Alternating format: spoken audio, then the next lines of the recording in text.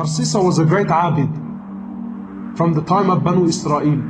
Great abid, great pious man. He was a monk. Nowadays, a Shaykh.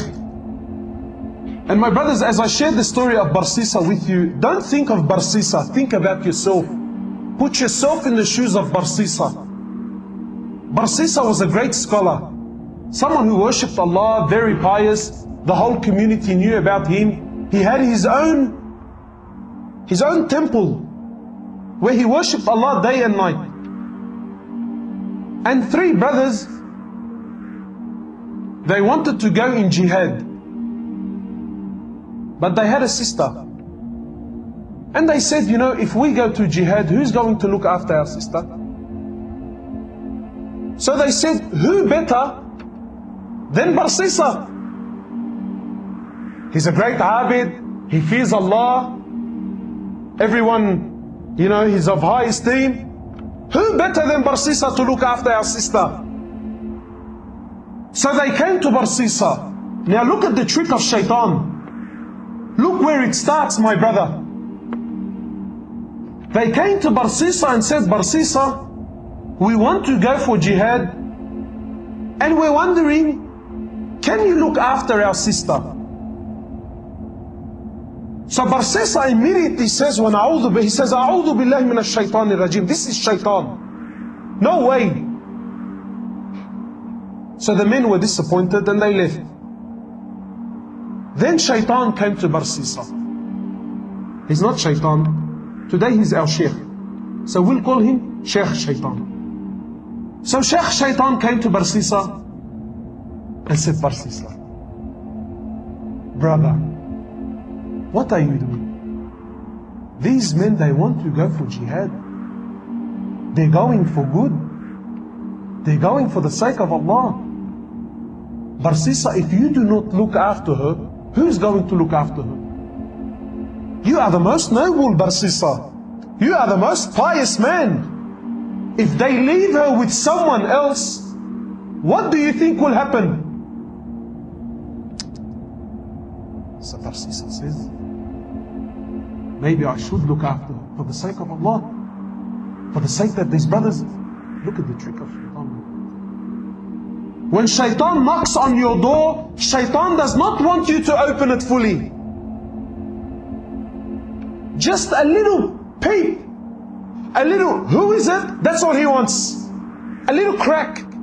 That's all shaitan wants. Shaitan has all the time in the world. Shaitan wants a little crack. So he calls the brothers back. He says, listen, for the sake of Allah, I will look after your sister, but she will not stay with me. Barsisa was a man who feared Allah.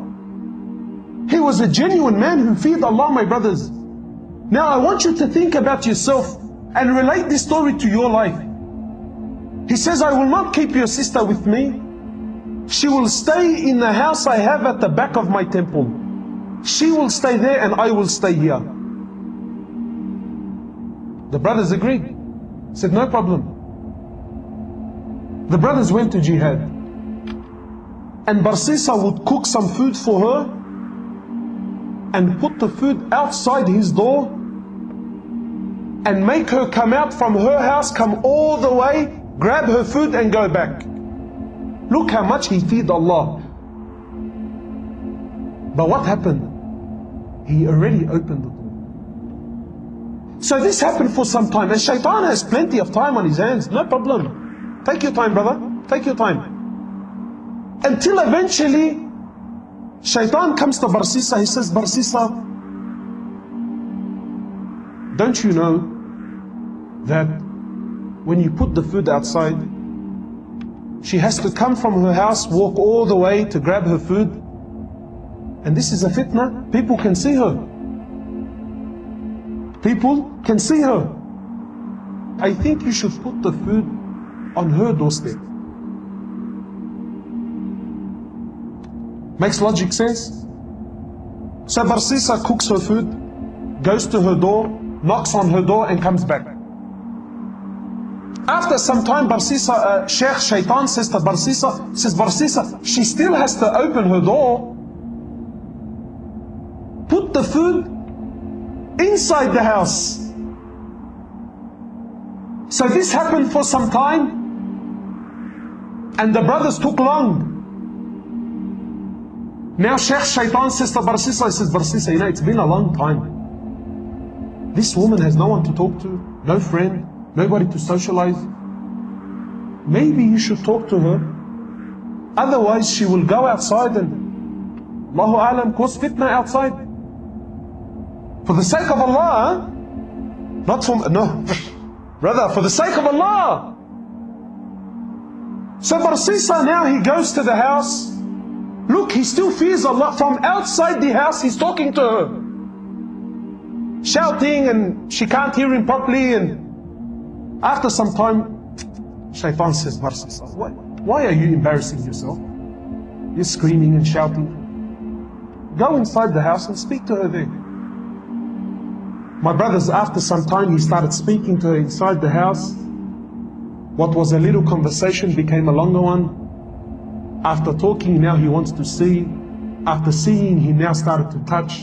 And after touching, the great Barsisa committed zina. How many of us, maybe we have not committed zina, but we fell in the same footsteps of Barsisa. Now he's committed zina. She falls pregnant. She gives birth to a baby boy. And Shaitan now comes to Barsisa, says, Barsisa, bro, if the brothers come back and see this young boy, and you were the one who was responsible for looking after him, how will you explain the boy? Now he's worried. He says, what do I do? He says, Barsisa, you have to kill the boy. You have to get rid of the evidence. So Barsisa kills the boy. What do we have now? Zina and murder. After some time, Shaykh comes back. Says, Barsisa, do you really think she's going to keep quiet about what happened? Do you really think she's not going to tell her brothers about what took place here? He says, what do I do? Kill her too? Zina and double murder. The brothers come back. Barsisa, where is our sister? He says to them, Inna lillahi wa inna ilayhi raji'un. Your sister, she became very ill, and Allah took her life.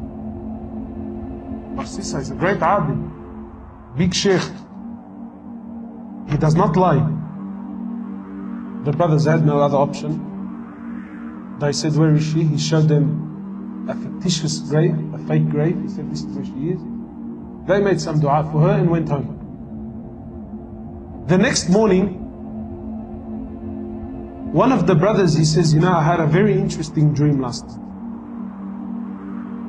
The other brother said, I had an interesting one. What did you see? He says, I seen in my dream that our sister was not sick. Rather, she fell pregnant, she had a boy, and her and the kid were murdered. And I seen that she was not buried where he showed us, but she was buried somewhere else. So the other brother says, Zina Ajib, I had the same dream. So they said, both of us cannot be wrong. They went to where they seen in their dream, they dug up that grave there, they found their sister and the baby there. They went back to Barsisa, they said, Barsisa, you lied to us, this is what took place, and now we're taking you to the ruler. Now on the way, Barsisa is looking at himself, he's thinking, how did I get in this mess? Zina, double murder, and now I'm going to be executed. So, when they bring him to the ruler, Shaitan comes to Barsisa in the form of man. He says, Barsisa, do you know who I am? He says, no. He says, Barsisa, I am Shaitan.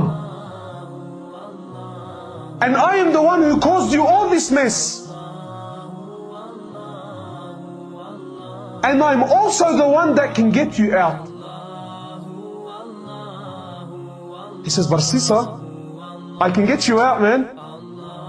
I have a lifeline for you, Barsisa. He says, anything, get me out. He says, Barsisa, you make sajda to me. You make sajda to me, Barsisa, and I will get you out. So Barsisa, he makes sajda to him. And Shaykh Shaitan says, thank you very much. It was nice knowing you. Assalamu alaikum. And shortly after, he was crucified.